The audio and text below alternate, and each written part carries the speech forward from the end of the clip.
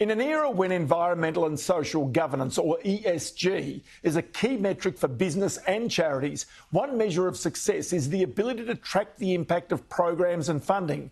Now, an Australian-backed startup is doing just that here and around the world with a variety of companies and not-for-profits. Think about the lockdown days of COVID.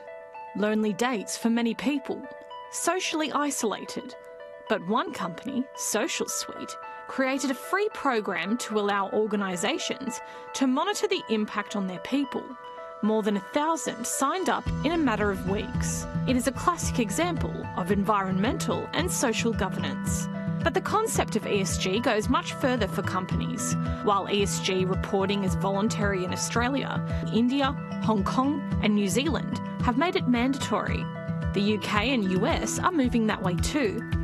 Here, around 20% of the top 200 listed companies report ESG as part of their annual report. Smaller companies are also starting, like junior explorer Latin Resources, which focuses on minerals that contribute to net zero emissions, like lithium and halloysite. We started to review and look at the ESG policies of other companies, and we thought, why can't we bring that into mining, especially into exploration, which we'll explore. We looked at the format. We actually now report. We actually put our first quarterly report out in December, and that's based around, the World Economic Forum format. But ASX-listed companies have another obligation: continuous disclosure of information to shareholders. In other words, if there are matters in their environmental and social governance that might impact shareholders, they have a legal obligation to let them know. What we see happening globally is really a big movement about how investors and markets look at business performance. Traditionally, the yardstick was always, what's the bottom line? What are the financials of a company? But today there is that additional element where investors look at, well, what are the non-financial metrics and information of a business? So really on ESG, how is a company operating and being governed in a responsible and transparent way? It's a difficult situation moving the mining sector into that area of ESG because, people think of us as pulling, materials out of the ground, using all types of chemicals to create and build and develop those minerals. But for us, it's an educational process for, as you said earlier, the ESG funds, for the average investor, which, everyone's 100% across now what's happening to the environment, no more than here in Australia. So it's important that we ran through that. But I think the bigger job we have is educating the market that mining's not all about, using cyanide and chemicals. For many companies, especially small and medium-sized businesses, the concept of ESG reporting can seem daunting. Where we see that small and medium-sized companies really are struggling now. They don't know how to start that ESG journey. They think that environmental social governance is quite an overwhelming area. And that's right. If you go online and do a quick search, there is so much information there. It seems very time-consuming. It seems complex. It feels like you don't have the expertise in-house there, and it looks very expensive. Despite those barriers, smaller companies can see sense in this reporting if it is efficient because of the way they are viewed as they seek to raise capital in the future. The Geo40 was formed around about a decade ago with this idea that we could recover minerals out of geothermal fluid.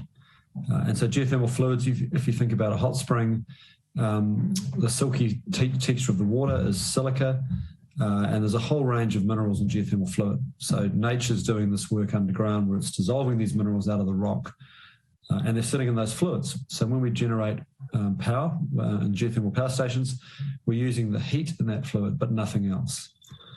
So Geo40 was formed with this idea that it must be possible to grab hold of these minerals out of these fluids.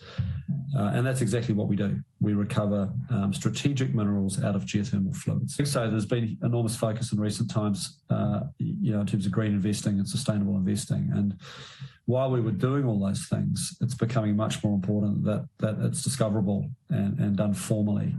And so this is, I guess, for us, it's part of the business, our business growing up. For companies large and small, the pressure to report properly to key stakeholders is increasingly important.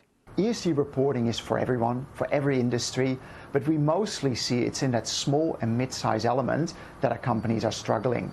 The larger companies have been in sustainability for a long time, and we hear from customers we work with, from CEOs and CFOs, that before they got onto that ESG journey, they felt that pressure, they felt the urgency, and literally some of them have said to us, that was what's keeping me up at night. The idea that I need to return an ESG survey to someone in the supply chain, an investor is asking me for ESG metrics, but I don't know where to start. Can you help me get there to a point where I actually have something tangible in my hands to show investors? But as government and more customers want to know how their suppliers are sourcing and creating products, the pressure to report will keep rising, even in areas such as digital finance.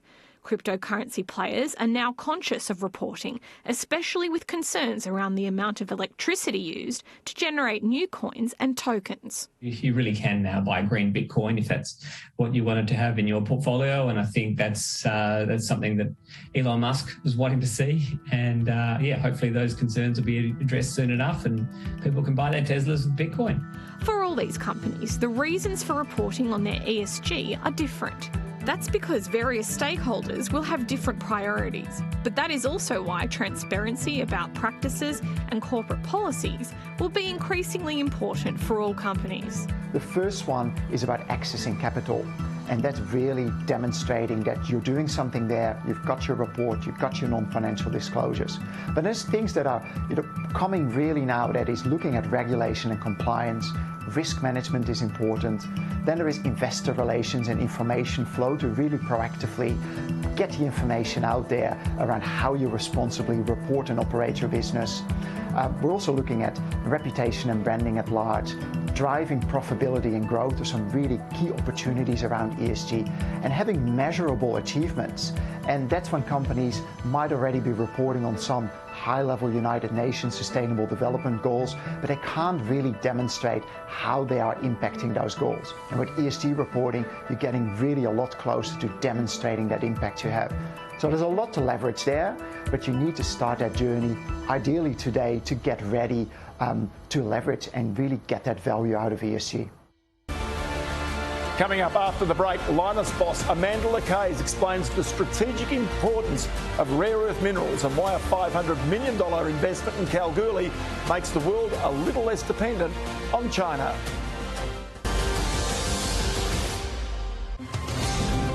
This program is brought to you by Socialsuite. Share your impact with the world.